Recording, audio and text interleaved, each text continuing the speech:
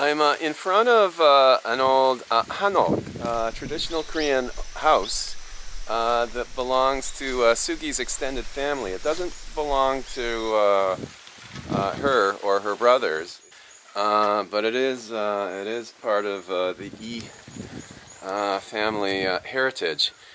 It's one of the very few original Hanok structures that is still standing in this little hamlet of this part of Hadong-gun, and it's quite nice. I mean, it's obviously run down at the moment. It would need a lot of renovation work, but Sugi has expressed the hope that if it does get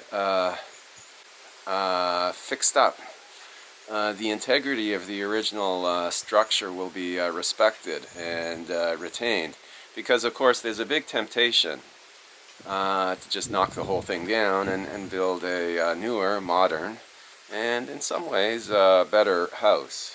The proportions of the rooms, etc., the size of the interior, etc., can be a little bit awkward, but there is something really inimitable and very, very, very kind of touching and deeply beautiful about these old buildings. They used to be everywhere in South Korea. One can still find them in some smaller cities, but they are slowly disappearing as gentrification and development takes place, and they're almost completely gone in Seoul,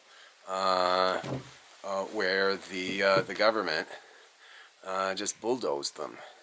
They're considered an embarrassment and too old-fashioned, and there are very few of these old structures left in Seoul. In fact, these days the trend is to build new Hanok using original materials and original designs, which is a nice trend, but still you're not getting these older structures. And of course there was tremendous destruction during the Korean War.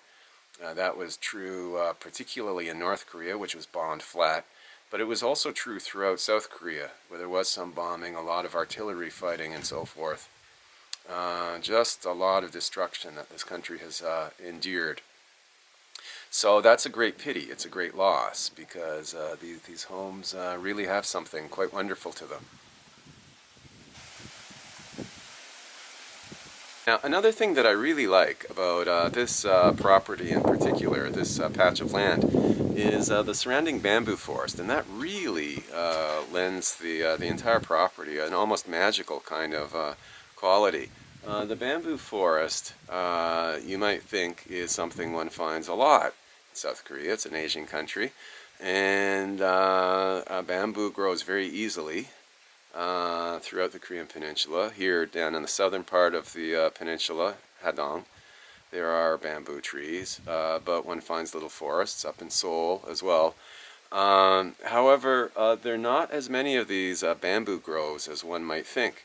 And again, because this particular region in South Korea, Hadong-gun, is getting developed so much, there's a tendency to just get rid of stands of trees, get rid of old forests, or kind of cut them up bit by bit and develop the general area so that the spirit and soul of the original nature is reduced significantly.